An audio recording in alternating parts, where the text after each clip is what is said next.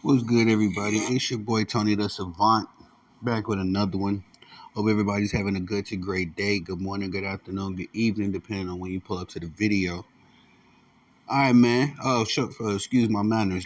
Shout out to Legacy Over Money Sports Network. We'll be dropping some T-shirts and some hats and hoodies pretty soon. Y'all be on the lookout for that. All right, man. I'm gonna get into my bag because we're talking about this Terence Crawford and Errol Spence situation. As we are awaiting fight number two, the rematch, after these two matched up in July, I believe it was July 29th. And we've seen Terence Crawford put on a masterclass. I'll be honest, um, very impressive outing by Terence Crawford.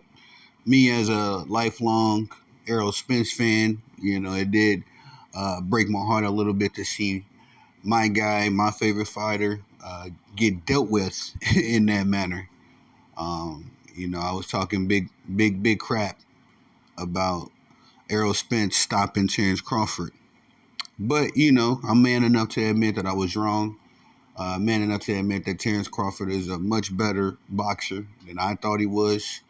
And after that fight, Terence Crawford made a fan out of me. Now, I know he hasn't fought since then, but I will be front and center for Terence Crawford's next bout, no matter who it's against, because of what he showed me versus Errol Spence. But moving right along, Errol Spence, after his defeat to Terence Crawford, kind of went on a bit of a hiatus. We've seen him, a few times on vacation with his family. I believe he was doing some work on his farm. I believe that he has out there in DeSoto or Dallas, wherever he is in Texas. So we've seen him pop up a few times, but he really didn't make any public statements. He really wasn't, giving us too much as far as where his head was after the fight. But recently, I say, about a week ago, within the last week, Errol Spence has resurfaced on social media. He posted that he had to have eye surgery. He expressed that he was a bit upset that Terence Crawford, I believe, won Fighter of the Year. I got to look into that. I'm going to do a video about Fighter of the Year and who I think deserves it, who, in my opinion, deserves it. But Errol Spence made some comments in reference to Terence Crawford and their past fight. But he also revealed that he had to have a cataract surgery on his eye, I believe. And so the boxing world, especially us Errol Spence fans, are in a bit of a limbo. Because, of course, after having this surgery, we're expecting Errol Spence to have a healing time, a healing process. We're also going to be expecting negotiations, whatever, if they're going to do it at 47 or 54. I'm not sure if all the details have been ironed out just yet. But then we're going to, even after negotiations, we're going to have to get training camps, press conference, all that kind of stuff again. So we don't know when this Errol Spence and Terence Crawford rematch is going to happen at this point. But to be frank, there have been reports popping up about other potential opponents for Terence Crawford. Now, I know that Terence Crawford has made some comments about some other potential opponents, but it's getting to the point where the rubber needs to hit the road.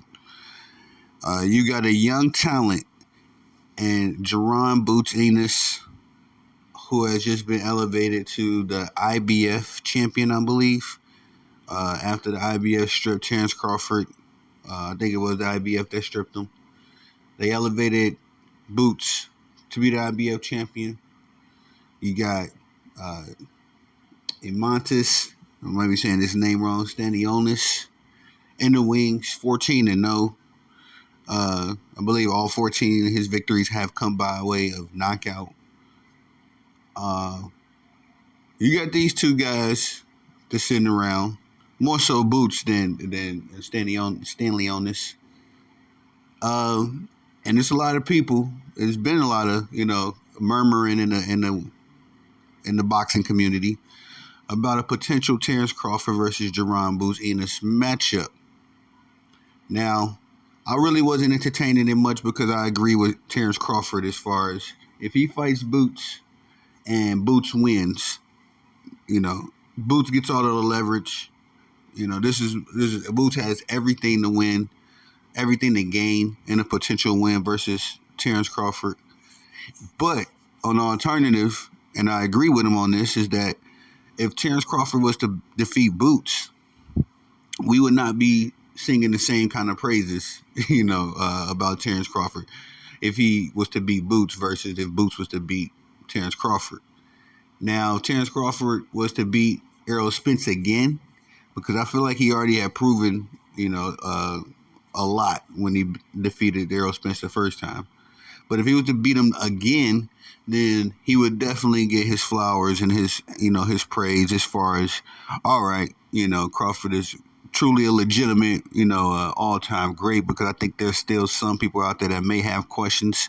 I know for sure my brothers in the Errol Spence camp have their reservations about how great Terence Crawford is, because, there's a good subsect of the Errol Spence fans that truly believe that Spence at 54, coming back fully, fully healthy, no excuses and all that kind of stuff. But there were some concerns about Errol Spence the night of the fight. But like I said, the Errol Spence camp truly believed that Spence could, bounce back and defeat Terence Crawford. So there are some reservations as to, how great Terence Crawford truly is still. And I feel like a victory over Errol Spence would get him a lot more praise and a lot more just due than a victory over Boots. But at this point, like I said, with the surgery, the healing time, the training camps, all that kind of stuff that's going to be necessary for Errol Spence to heal up and be fully ready for the rematch, there's no telling how long Terence Crawford is going to have to sit around. And Terence Crawford was going after that Canelo fight. I thought that was cap from the beginning. Canelo is 3 weight classes above Terence Crawford. And putting on that amount of muscle, like, people think that it's just sweet. Like, oh yeah, Terence Crawford can move up. Well, I assure you, his skill set will not be the exact same. As far as his speed and his power, it won't be the exact same at 168 than it is at 147. Or even, I truly believe that Crawford can maintain his same level of skills at 54. But just shooting up from 47 to 68, no. Terence Crawford, something is going to be taken away. Whether I believe it'll be his speed and his reflexes, or if he's just exhausted from putting on that much muscle. It would take 21 pounds of muscle. And if y'all fools ain't never really worked out and actually focus on putting on muscle, it's not an easy thing. It's not, it's not the same as just putting on weight or putting on fat. It's a technique, it's an art, and it's a science. It's a reason why we call boxing the sweet science, So, but I thought that Terence Crawford calling out Canelo was capped from the beginning. I think he mainly just started doing that because Charlo lost.